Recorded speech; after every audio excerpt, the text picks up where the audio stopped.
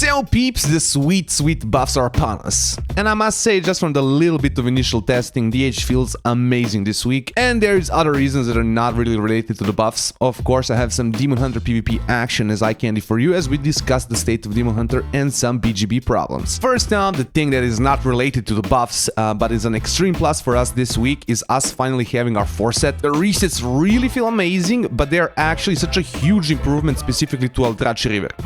Now, I mainly play Eldrazi, so I'm kind of gotten used to the clunkiness of it. But with the tier set, the clunkiness of Eldrazi just happens very rarely. It actually smooths out the gameplay quite a bit. And you're very rarely locked into those positions where you're kind of holding your reverse glaive, right, and not kind of wanting to cast it out because you're waiting for that play dance. That situation just happens a lot less often. Even in situations where you want to use your Chaos Strike first, right, and then you're waiting for the blade dance to finally proc your Thrill of the Hunt, even those situations, right, are gonna be a lot better right now. Now, the Eldrazi specific buffs of Warblade's Hunger and Wounded Quarry are honestly nice to see, but unfortunately they're just bugged. Warblade's Hunger does not really work when you have your Reaver's Mark on the target.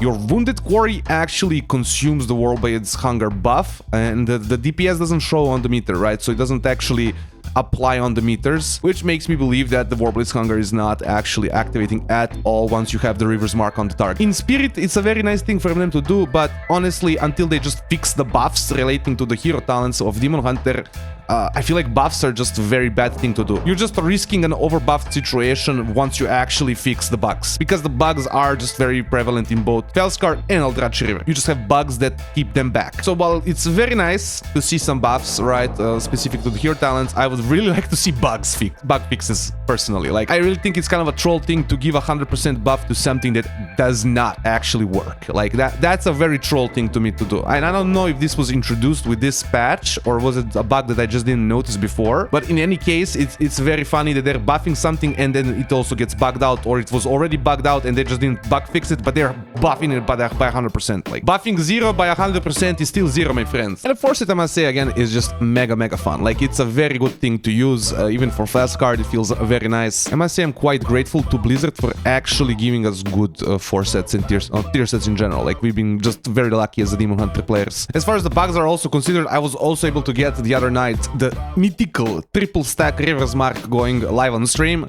I might be able to find the clip for you. Now, the thing that you can actually feel is the 4% and the Emulation Aura buffs. Emulation Aura, of course, all of a sudden becomes an actual global. It's not just few regeneration, it's actual damage. Of course, this is additionally impacted if you go for the Emulation Aura talents. You can just do some insane amount of damage with the Emulation Aura. On a new build I'm testing out for Eldrazi River for Battleground Blitz, I'm actually taking the Emulation Aura talents. I must say, one cast is doing like 900 up to 1,000,000 something damage in single target. 4% is like the actual thing that you can kind of feel constantly. Definitely a good thing, but unfortunately I still feel like there's some classes that are just freaking overtuned. There's some classes that just do some insane damage, and we're, I don't think, on par with them. We can do sometimes the damage of them, but I feel like that's a more of a per game situation. So I don't think this really brings us tiers above, and there's of course classes that just haven't received the nerfs, but it's very obvious that they are overtuned and that they should definitely get the same treatment as Affliction Warlock and Unholy Death Knight. As some of you might have seen my State of Demon Hunter and the original tunings video, and maybe you remember me saying that we are probably gonna get like 3 or 4 patches of damage tunings, and then finally it's gonna hit them that we need the survivability buffs. Hopefully they realize this situation and they actually don't do this, as I've kind of called it out, and they, on the 3rd patch, give us some survivability buffs instead of just raw damage. Because if they just keep buffing damage, then we're just gonna get into an OP state when they finally decide to address the survivability, and we're just gonna go into a limbo situation of Giga S tier into C tier into Giga S tier into C tier. So for balancing purposes, I really hope the next patch for Demon Hunter, if they're gonna do anything to Demon Hunter, is A, bug fixes, and B, survivability buffs. Not just freaking raw damage.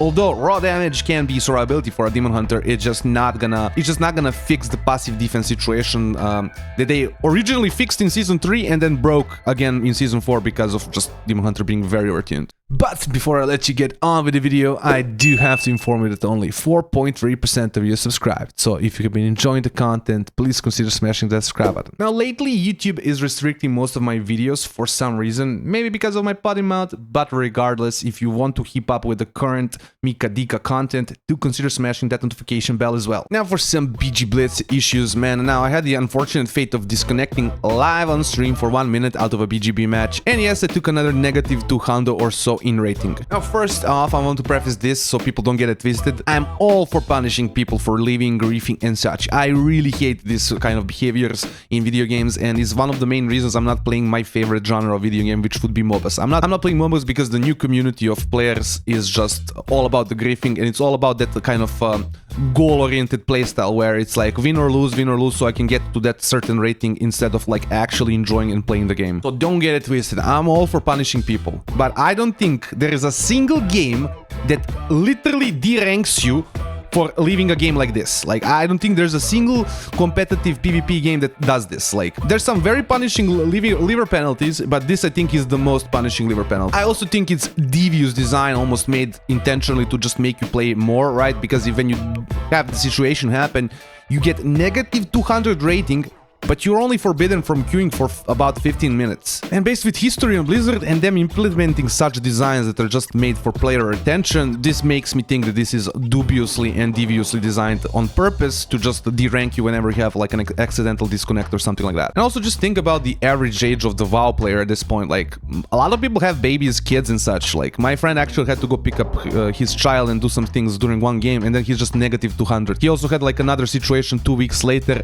boom, negative 200. My friend cannot get out of 1500 bracket because every time he actually climbs, he just pushed back again because he actually has some life situation. I think this was just one of those extreme oversights from Blizzard. People definitely want people to be punished for leaving, and Blizzard was like, oh, this seems fine, right? Instead of actually going for bigger liver penalties or actually implementing some kind of a loss prevented system where if you have a person disconnect, then you're gonna lose 30% less MMR, 30% less rating if you lose the match. Things like that. Like, I feel like there's ways to make the system to feel actually punishing, but not actually destroying just casually a person having to leave because of a real life situation. Just destroying a person's rating, like 200, negative 200 is just too much, man, for how much games that can actually be for you. That could be 10 to 20 wins in a row, man. Like, that is insane to me that this was ever like put into the game. And I'm actually on my second negative 200 because I originally had like one night just my electricity cut out, and the other night I was literally disconnected for about a minute, and it just doesn't let you come back into the match. The match is still going, but it doesn't let you go into the match. Like, I don't understand the concept of this. I really don't understand how they came up with this. The only thing that I can actually come up with is the fact that they deviously designed this for player retention, which is just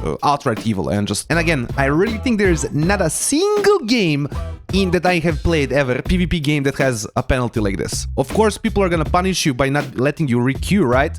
You're gonna be punished for an hour, for 2 hours, maybe you can't re-queue. On League, they'll give you like you have to like queue for 15 minutes and then you actually get into queue. There's many different ways to actually punish livers, but this just punishes, like, I feel like the casual player the most. Like, you have to leave one time and then it's literally 10 games gone. Like, that could be 2 sessions for you, 3 sessions completely gone. Like, I don't think a game should be wiping 3 days of your progress because you had to do something in real life. Like, I just don't think that should be the case. Now to recap the situation. DH buffs are great to have, but no point in buffing bugged out stuff that doesn't work. That is actually so troll. The buffs are nice, but there's still some classes that are just insane, and this doesn't really make Demon Hunter jump up tiers in any mode. Blizzard really needs to work on the liver penalty, since in my opinion this affects the casual player the most, and the 15-minute can't queue for solo modes is a joke compared to the negative 200 rate. No other game deranks you like this, and they tend to be more aggressive on the queue prevention side. This will make the non-casual gamers think about leaving more, since they can't just get on another character 50 minutes later, while also not costing an arm and a leg to the casual player if they need to leave for IRL reasons. As always, peeps, I hope you've enjoyed this little video.